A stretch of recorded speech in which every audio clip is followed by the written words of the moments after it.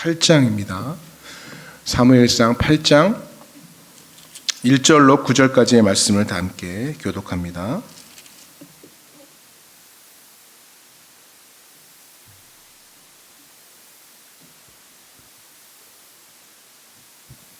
(1절부터) (9절까지) 교독하겠습니다. 사무엘이 늙음에 그의 아들들을 이스라엘 사사로 삼으니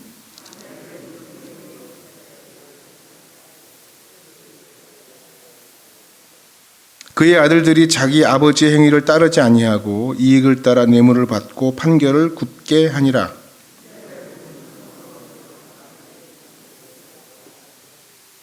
그에게 이르되 보소서, 당신은 늙고 당신의 아들들은 당신의 행위를 따르지 아니하니 모든 나라와 같이 우리에게 왕을 세워 우리를 다스리게 하소서 한지라.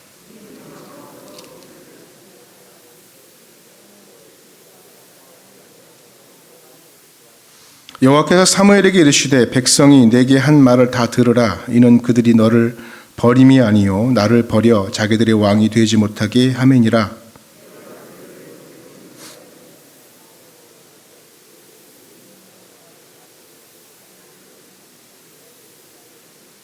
함께 읽습니다. 그러므로 그들의 말을 듣되 너는 그들에게 엄히 경고하고 그들을 다스릴 왕의 제도를 가르치라.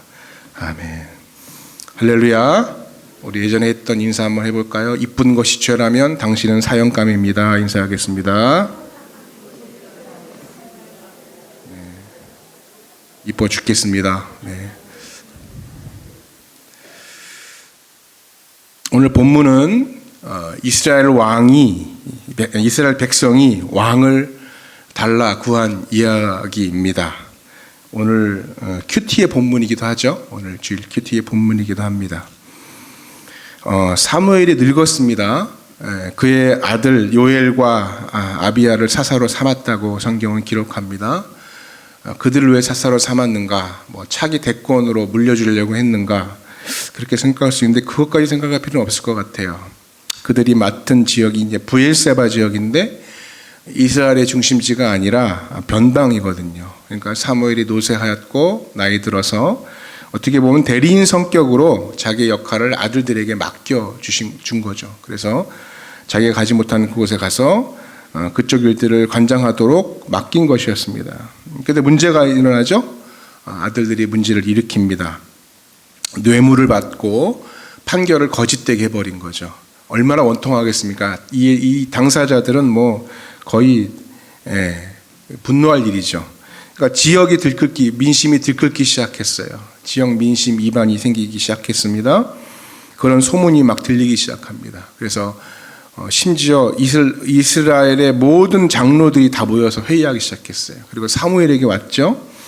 그리고 그들은 왕을 세워달라고 간청합니다. 우리에게 왕을 세워주십시오. 여러분, 왜 우리에게 왕을 세워주십시오, 왕을 주십시오라고 했을까요? 예전에 이제 사사시대를 겪었으니까, 지나온 다음이니까 사사 주십시오 이렇게 하지 않고 왕을 세워주십시오. 먼저는 아들들의 문제가 명분이 되었죠. 아들들이 문제를 일으키니까 그것 때문에 분노했습니다. 그러나 여러분, 사실 이 명분 뒤에 더 깊이 숨어있는 의도가 있었습니다. 우리가 먼저 이 의도를 파악하기 전에 사사직, 구약의 사사기에 기록되어져 있는 사사직에 대해서 이해하는 편이 더 빠를 것 같습니다. 여러분, 사사직은요 원래 세습이 되지 않습니다. 사사는요 승계하는 것도 아니에요. 그러니까 사사직이라고 하는 것은 권력을 뒷받침할 아무런 토대가 없어요. 왕과 다르다는 것입니다. 그러니까 사사는 왕처럼 혈통적인 계승권이 되지 않아요. 혈통에 대한 계승이 안 됩니다. 선거를 했다면 거기서 대통령이 그 선거를 통해 권한과 권력이 나오지 않습니까? 그러니까 자격과 승계의 제도화가 되어 있지 않은 것이 바로 사사예요. 그래서 갑자기 튀어나와요. 사사는 에훗 갑자기 튀어나와요. 난세 영웅이라고 기드온 갑자기 튀어나와요. 국가의 위기가 왔을 때 갑자기 나오는 게 사사였어요. 그래서 사사는 밑도 끝도 없이 툭 튀어나오는 것입니다. 사사 삼갈의 경우는 그 배경과 이야기가 한 절밖에 안 나와요. 사사기 3장 31절에 보면 에훗 후에는 아나세 아들 삼갈이 있어 소모는 막대기로 블레셋 사람 600명을 죽였고 그도 이스라엘을 구원하였더라. 갑자기 한 사람이 툭 튀어나와가지고요, 소몰던 막대기로 사람 죽였대요. 그리고 나라를 구원했답니다. 이것이 사사의 모습이었어요. 그러니까 사사는 역설적으로 하나님의 특별한 인도하심과 하나님의 능력이 나타나지 않으면 성립할 수 없는 존재가 사사입니다.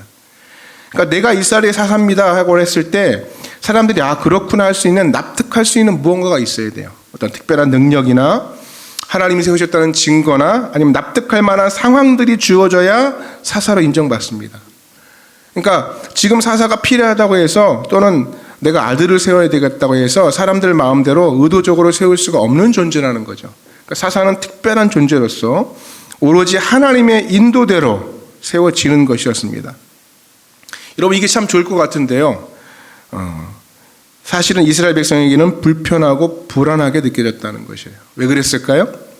이스라엘 공동체가 주변 국가의 관계에 있어서 열세에 처할 때가 있어요. 침략을 당할 때가 있어요. 항상 이 리더십의 부재가 그들에게 침략을 받는 요인이 되었다는 거예요. 예컨대 사사가 있을 때는요, 하나님의 특별한 능력과 뜻이 있어서 12지파가 중심으로 한마음 한뜻이 돼가지고 주변 국가 쌓아나갈 수 있었어요. 그런데 사사가 이제 없어요. 그리고 국가의 위기가 발생했을 때 누가 과연 나서는가? 나설 수가 없는 거예요. 아무도 나설 수가 없습니다. 하나님의 특별하신 인도하심이 없으면, 픽이 없으면 누가 나와서 블레셋과 싸우자 그러면 전쟁을 위해 나갈 사람들이 하나가 되지 못하는 거예요. 싸우자 그러면은 블레셋과 가까운 접경지대에 있는 지파들은 모여서 싸우지만 저 멀리 있는 지파는 굳이 내가 나가야 되나? 뭐 이러는 거죠. 그러니까 하나가 되지 못하는 겁니다. 예전에 사사 드보라가 전쟁을 위해 나가자 그랬을 때 이스라엘 백성이 다 모이지 못했어요. 하나가 되지 못했거든요. 그러니까 드보라의 노래를 막 부르잖아요. 하나가 되지 못해서. 그러니까 불안한 것입니다. 과거 여호수아 정복 정권 때는요, 우리가 나가서 싸우자 그랬는데 지금은 사사 시대가 오면서 틈만 나면 깨지는 거예요. 무너지는 거예요. 사사가 일어나 이스라엘을 구원하고 나중에 이제 사사가 조금씩 힘을 잃고 변질되거나 없어져 버리면 이스라엘 지파는 다시 12지파대로 뿔뿔이 흩어져서 자기의 소견대로 행하고 한마음 한뜻이 못 되어서 힘이 약해져 버렸다는 것입니다. 그래서 여러분, 적의 침략에 형편없이 당해버리는 거예요. 그래서 이스라엘에서 가장 두려운 것은 뭐였냐면 사사가 없는 것이었습니다. 이것은요, 하나님께서 일부러 그렇게 만들어 놓으신 제도라고 생각해요. 일부러 그렇게 만든 거예요. 무슨 말입니까? 일부러 하나님께서 특별한 사사가 있지 않으면 약해지도록, 특별한 하나님의 돌보심이나 인도하심이 없으면 약해지도록. 그래서 사사기를 읽어보시면 그 사사기에 고유한 사이클이 있음을 발견할 수가 있습니다. 뭐냐면 타락해요. 우상을 숭배하고 자기 믿고 우쭐대다가 타락하면 하나님께서 고난이 와요. 고난이 오면 힘들어하죠. 그때 하나님께 부르짖습니다. 회개합니다. 하나님 도와달라고 요청합니다. 그때 하나님이 사사를 일으키셔서 이스라엘을 다시 회복시키는, 이 사이클이 계속 반복되는 것이 사사기의 내용 아니겠습니까? 그러니까 애초에 이런 원인을 제공한 것이 이스라엘 민족이었습니다. 왜 그랬을까요? 사사기 첫 장에 보면 이스라엘 백성이 하나님의 명령을 어기죠. 그러니까 정복 전쟁에서 다 이제 죽이고 남기지 말아라 그랬거든요. 근데 그것을 어깁니다. 이방인을 남겨놓습니다. 괜찮을 것 같아요. 자기들한테 이익이 될 것 같고 또 다 없애기는 아까워요. 노예로 쓰면 되니까. 그러니까 남겨진 이방인들을 남겨서 어울려 살기로 결심했을 때 하나님 뭐라고 하세요? 이것이 올무가 될 것이다 그랬어요. 이것이 문제가 될 것이다. 너희가 그들로 인해 타락하고 그들로 인해 의상 숭배하고, 그래서 너희들이 잘못할 때마다 내가 그들을 통해서 회초리 삼아 칠 것이다. 하나님 말씀하셨거든요. 너희가 나를 배신할 때마다 내가 고난을 줄 것이다. 그때 너희들이 내게 부르짖을 때에 내가 다시 너희에게 돌아오리라. 이것이 하나님의 메시지였거든요. 그래서 여러분, 이스라엘의 사사시대의 약함은 하나님이 허락하신 것이에요. 너희 약해야 된다. 약하게 남아 있어야 돼. 올무에 걸려야 된다. 그래야 너희들이 그나마 내게 돌아온다. 나를 찾는다. 그래서 너희가 당한 고난은 유익이야. 너희가 당한 고난은 사는 길이다.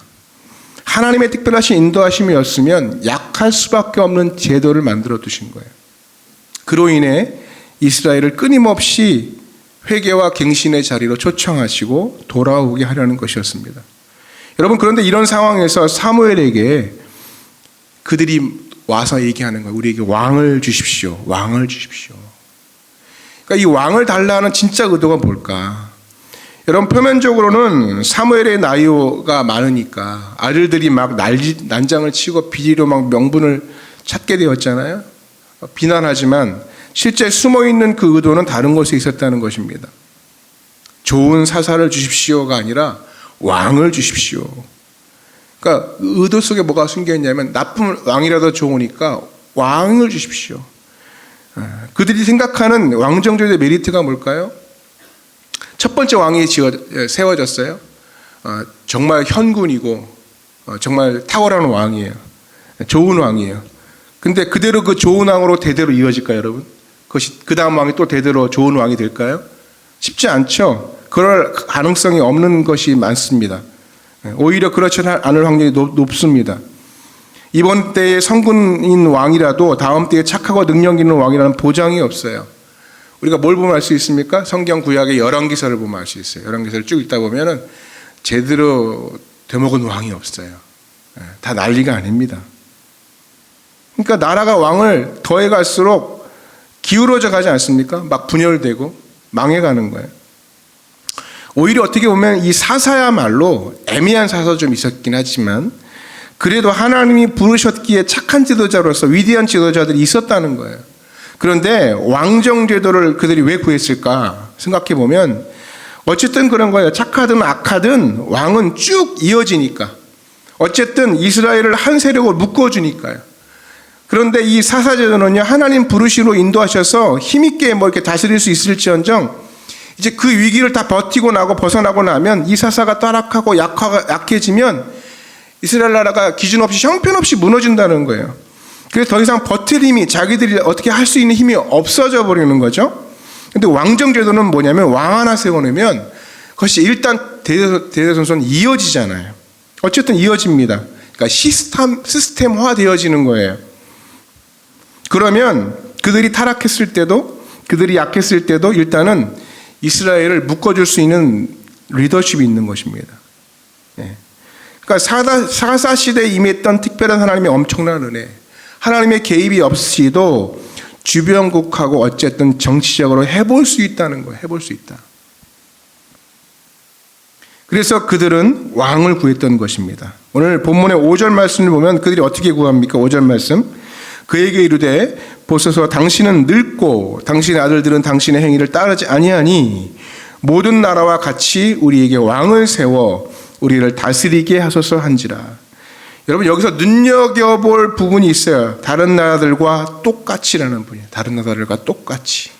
그러니까 그들은 이렇게 말하는 겁니다. 하나님, 사사제도 좋아요. 그런데 이 사사라는 구심점이 사라져버리면 12지파가 가진 힘도 제대로 못 써보지 않습니까? 우리한테 구심점을 좀 주세요. 다른 나라들과 똑같이 하나님 없이도 돌아가는 거. 굳이 하나님께 목매지 않아도. 우리식으로 말하면 예수 안 믿는 다른 사람들이 자기 힘대로 살아가는 것 같이 똑같이 우리도 스스로 힘이라도 좀 써볼 수 있게 해주세요. 그 말이에요.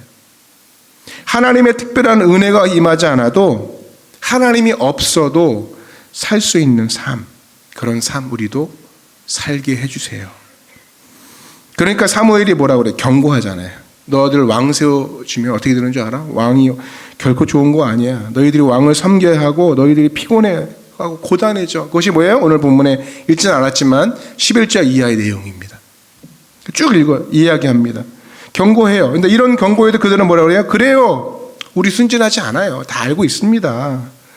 그리고 나서 20절에 다시 똑같은 요구해요. 20절 말씀 보면 우리도 다른 나라들 같이 돼요. 똑같은 말을 하죠. 앞에 5절 말씀하고 우리의 왕이 우리를 다스리며 우리 앞에 나가서 우리의 싸움을 싸워야 할 것이니이다 하는지라. 그러니까 못난 왕이라도 있으면 우리가 우리의 힘대로 우리의 싸움을 싸울 수가 있어요.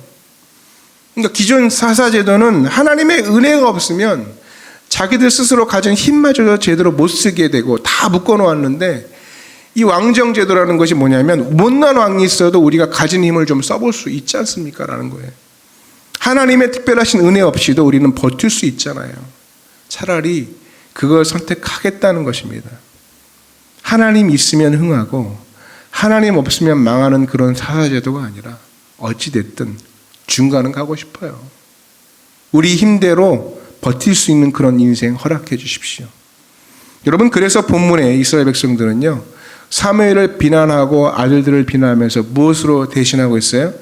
하나님 대신 자기 힘으로 살기를 요구한 것입니다. 우리가 타락하고 고난에 빠졌을 때 우리가 사사가 오기까지 기다리기 너무 힘들어요. 기다리기 너무 힘들어요. 그러니까 우리 곁에 계속 있는, 보여지는 왕을 우리에게 주십시오. 하나님의 일이 이루어지기까지 기다리기가 너무 힘들어요. 그러니까 우리 인간적인 능력으로 해서 해결해 보고 싶어요. 어떻게 보면 우리의 모습이죠.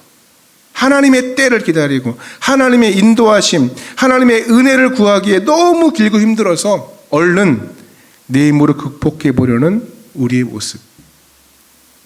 이것이 정확히 본문에 나오고 있는 거예요. 여러분 보십시오. 이렇게 해가지고 선출된 왕이 누굽니까? 네, 사울이에요. 사울. 여러분, 사울도요, 이스라엘과 똑같은 모습을 보여요. 이들의 태도와 똑같은 특징을 갖고 있어요. 신기하게요. 이런 의도로 선출된 왕이 그들의 모습과 똑 닮은 모습이에요. 사울의 특징이 뭡니까?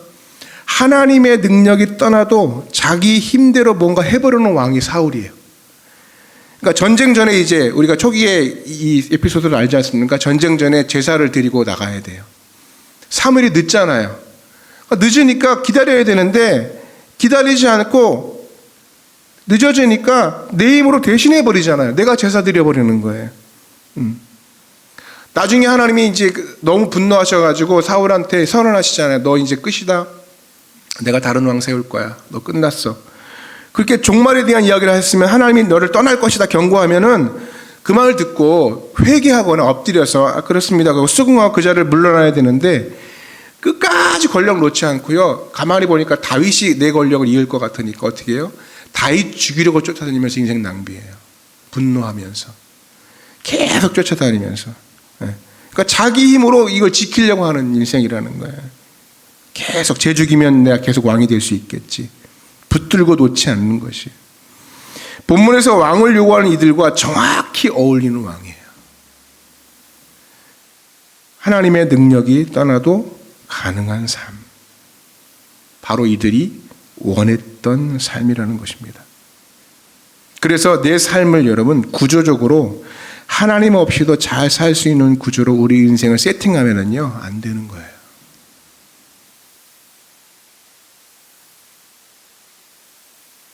많은 사람들이 말로는요, 하나님의 도우심 이야기합니다. 하나님이 이끄시는 대로 제가 살겠습니다. 말하지만 사실 그보다 먼저 뭘 의지합니까? 내 능력 의지하고 내 재산 의지합니다.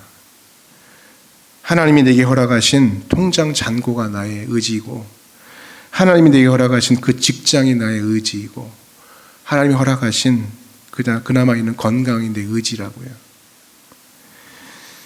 하지만 여러분, 우리는 거기에 머무르면, 마음을 두면 안 된다는 것입니다.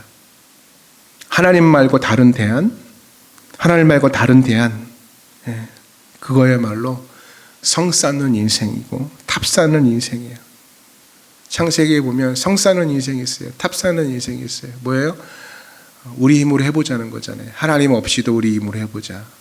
여러분, 가인의 최대의 실수는 아벨을 죽인 게 아닙니다. 가인의 최대의 실수는 아벨을 죽이고 나서 두려웠잖아요. 자기도 혹시 해코지 당할까 봐. 하나님께 요청하니까 하나님 펴주시면서 은혜를 베푸세요. 그 이후에 가인이 어떻게 했습니까? 타 지방으로 가서 성을 쌓아요. 이 성을 쌓는다는 의미는 뭐예요? 내가 하나님 없이 내 성을 만들겠다는 거예요. 하나님과 분리된 인생의 특징입니다. 나만의 성을 쌓아요. 저는 가인의 실수는 바로 여기라고 생각해요. 아벨을 죽였으면 회개하고 하나님 나 도와주십시오. 엎드렸어야 되는데 자기만의 성을 쌓는 거예요. 영원한 이별이죠. 많은 인생들이 이렇게 성을 쌓고 살아간다는 거예요. 하나님의 의도는 뭐예요? 그래, 너희들이 흩어져라, 약해져라, 머물러라. 너희가 약할 때, 나약해질 때, 대안이 없을 때 너희들이 나를 붙들 것이다. 그런 하나님의 속뜻이 오늘 이 본문 이들의 주장과 정면 배치되는 행위였다는 것입니다. 바울도 얘기했지 않습니까? 우리는 끝없이 약해져야 된다고. 약해지면 비로소 강한 존재가 된다는 것입니다. 하나님의 인도하심이 없으면 약해지도록 해라. 이 말은 무슨 말입니까? 돈 없이 살아란 말입니까? 너의 통장의 잔고를 다 비워라 그 말입니까? 내 인생이 하나님이 인도 없으면 버틸 정도로 내 힘으로만 사는 인생이 되면 안 된다는 거예요. 여러분, 우리가 교회에 오면은 사명 그래요. 사명 감당하시라고. 사명이 뭔지 아세요, 여러분? 각자마다 주신 하나님이 맡겨진 일이에요. 여기 다 앉아 계신 분, 여기 위에 강당에 서 있는 목사만 사명 있는 거 아시죠? 다 사명이 있어요. 여러분, 여기 지금 다 앉아 계신 분은 사명이 있어요. 설교 드리면서 조르신 분들도 사명이 있어요. 다 사명이 있다고요. 각자 하나님께 맡겨주신 사명을 찾으셔야 돼요. 붙드셔야 돼요. 왜 그것이 중요한지 아십니까?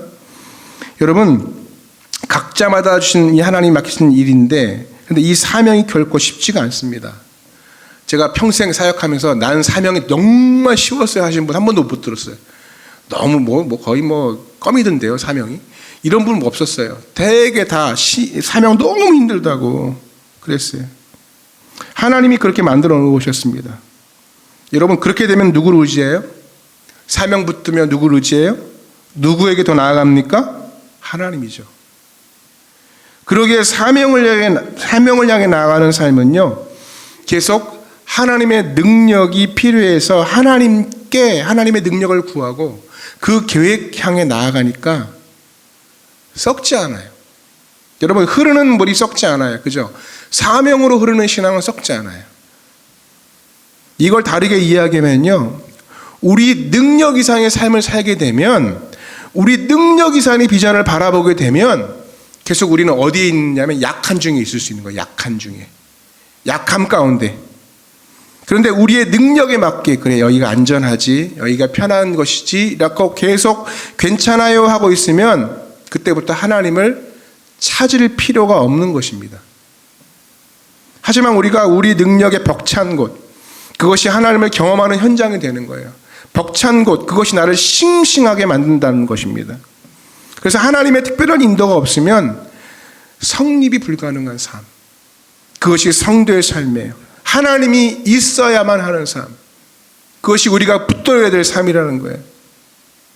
선교사님들이 선교하러 나가면 막막합니다. 어떻게 될지 몰라요. 언더우드 선교사가 처음 이 땅에 우리나라에 와서 너무 황당하니까 토로했어요. 하나님, 정말 앞이 보이지 않아요. 그 말했어요. 앞이 보이지 않아요. 그러니까 자기 능력으로 도저히 품을 수가, 이상을 품고 딱 건너왔는데 사람들 다니는 거 보니까 보통 내기들이 아닌 거죠. 앞이 보이지 않아요. 앞이 보이지 않아요. 근데 하나님께서 그 순간 역사하시고 붙들어 가시는 거예요. 힘을 공급해 주시고. 여러분, 우리가 각자가 영혼을 사랑하는 사명이 있어요. 누군가를 품는 사명이. 어떻게 보면 복음을 전하는 사명, 리더의 사명, 구역장의 사명. 여러분, 이런 사명을 품는 순간 우리는 하나님의 인도하심 없으면 넘어지는 인생이 되는 거예요. 제가 부족해서, 제가 나약해서. 맞습니다. 그걸 깨닫는 것이 사명이에요. 제가 부족해서 감당 못해요. 그래서 내 능력 이상의 사명을 붙들고 하나님의 은혜를 구하는 거예요. 그럴 때 우리는 하나님을 찾을 수 있다는 것입니다. 결국 여러분, 역설적으로 사명을 잃어버리면 하나님을 잃어버립니다. 인도하심을 구하지 않은 인생이 되어버리니까요. 그러면 서서히 하나님이 잊혀지는 것입니다. 그러기에 하나님은 우리를 때로는 광야로 내모셔요. 광야. 여러분, 성경 속의 광야의 특징이 뭔지 아세요? 광야는 문제와 하나님의 공급이 교차되는 것이 광야예요. 광야는요, 굶주림과 목마름이 있습니다. 동시에 하나님이 주시는 만나와 반석의 물이 막 터져 나오는 곳이에요. 광야는요, 구태의연을 버리는 곳, 안주함을 버리는 곳이에요. 신앙의 싱싱함이 반대로 회복되는 곳이에요. 그런 얘기 들어보셨죠? 유럽 북해에서는요, 청어가 많이 잡혀요. 맛있는 청어. 생선은 살아있을수록 가치가 있잖아요. 그러니까 소금 쳐버리는 순간 가치가 떨어지는 게 생선 아니겠습니까? 그러니까 싱싱한 운반이 문제예요. 근데 청어는 신경질적이에요. 그래서 수저 안에 넣어보면 신경질을 빡 내다가 죽어요. 청어 특징입니다. 청어를 싱싱하게 옮기는 방법이 뭐예요? 천적이었던 메기, 캣피쉬라는 메기를 수조에 넣는 것입니다. 천적으로 인해서 죽지 않고 막 도망다니다가 싱싱해지잖아요. 이게 바로 캣피쉬 이펙트, 메기 효과라는 것입니다. 메기 효과.